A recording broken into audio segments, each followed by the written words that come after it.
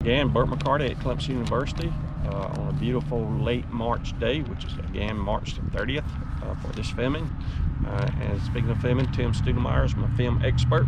And so our objective today is to look at a trial trying to control late season poa without too much damage to the greening up Bermuda grass.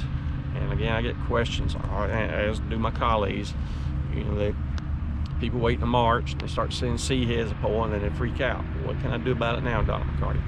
Well, a lot of treatments, if you wait till March, like a sulfonylurea herbicides like Revolver and Monument, they just work so slow in this cooler weather that by the time it does warm up, it's just going to take them 3, 4, 5 weeks to kick in and do their thing.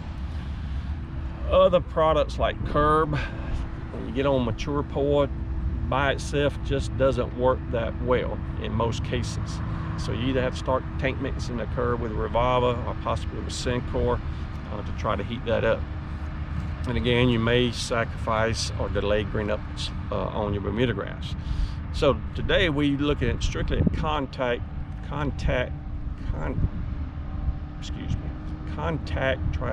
herbicides, being Reward or Diquat, Finale, Cheetah Pro, which is Glufosinate, the common name, and also Sugar, which is Flumioxazin.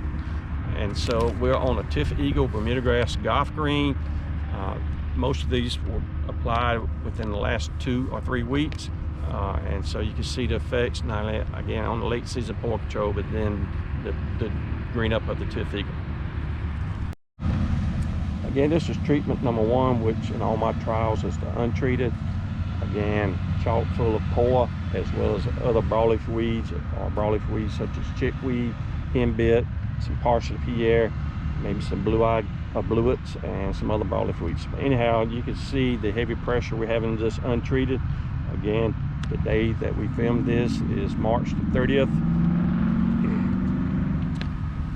All right, our first actual treatment here is the Diquat at 1 pint per acre, or Reward at 1 pint per acre. This was applied March the 9th, and again today is March the 30th.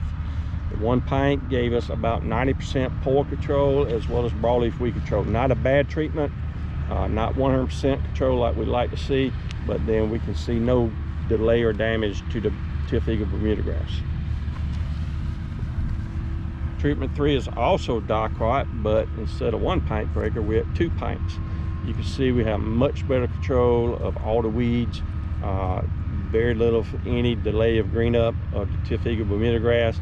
So overall, a very good treatment. Again, Reward at 2 pints per acre. This is about 3 weeks after that application. Now, this treatment number 4 is Finale or Glufosinate or Cheetah Pro, using 2.34 pound per gallon formulation at 27 fluid ounces per acre. Again, this was applied March the 9th. Today is March 30th. As you can see from the browning out, the poa and broadleaf weeds we have in 100% control. And so from a weed control point of view, the Glufosinate has done an excellent job. Unfortunately, we are seeing a little bit of delay of green up. That's kind of to be expected with Glufosinate. It's a little bit more powerful herbicide than the Reward in terms of weed control, but also in terms of delaying green up of the Bermuda grass. So again, the Glufosinate at 27 fluid ounces per acre. Treatment 5 is also Glufosinate, but we, instead of 27 ounces like the previous plot, we're at 41 ounces.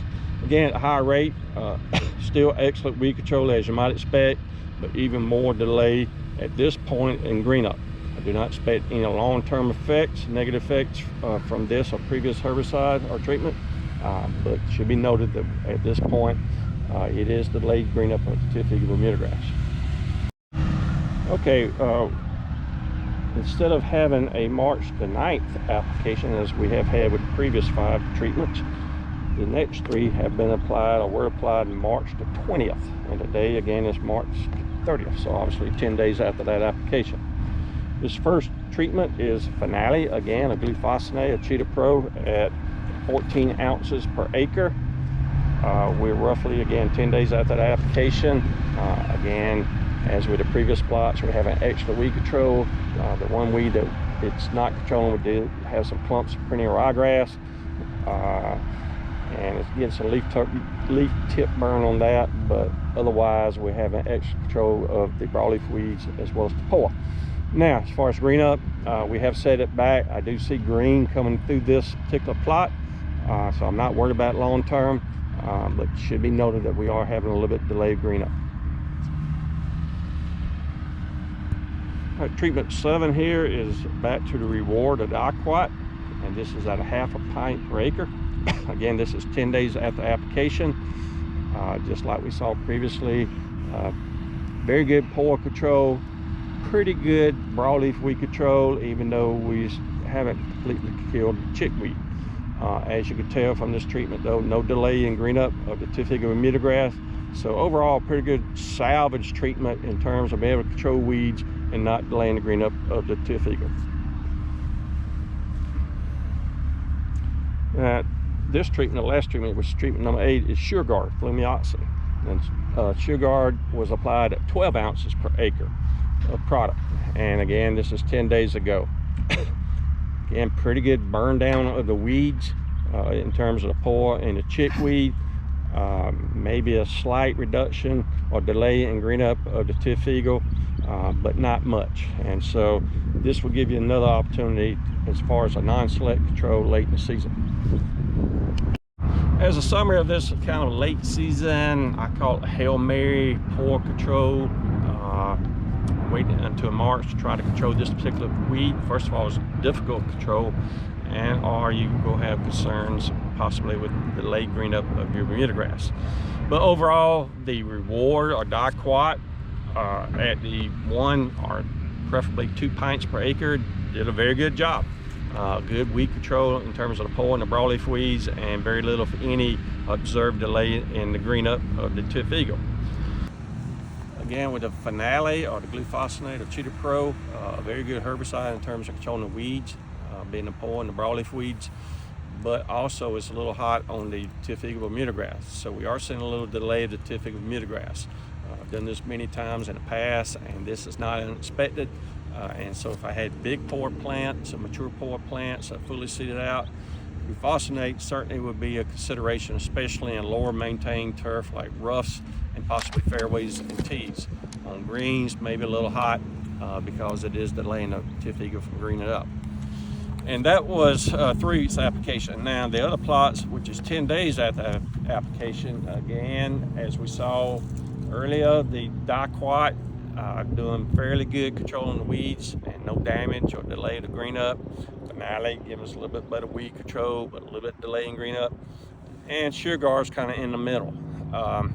In a sense, it's giving us about 90% weed control, not 100%. And it certainly is not delaying green up like Finale or Glufosinate is, but it's not quite as far along in terms of green up as the Diquat. So it's kind of in between.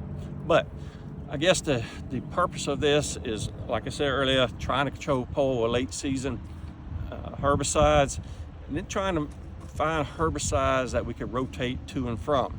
So we have 3 herbicides here, the Glufosinate, the Diquat, and the Flumioxazin. They all have 3 different modes of action. So it gives us an opportunity to rotate between years with these different herbicides to help to delay or hopefully prevent herbicide resistance. So again, poa is a never-ending challenge. It's always a moving target. All kind of various biotypes out there, all kind of various biotypes to particular herbicide resistance. And so no years are similar, and really a lot of research sites aren't similar because of this variability. But again, I hope you've enjoyed our poa trials this year, and we are planning on doing much bigger and better jobs next year. So thank you very much.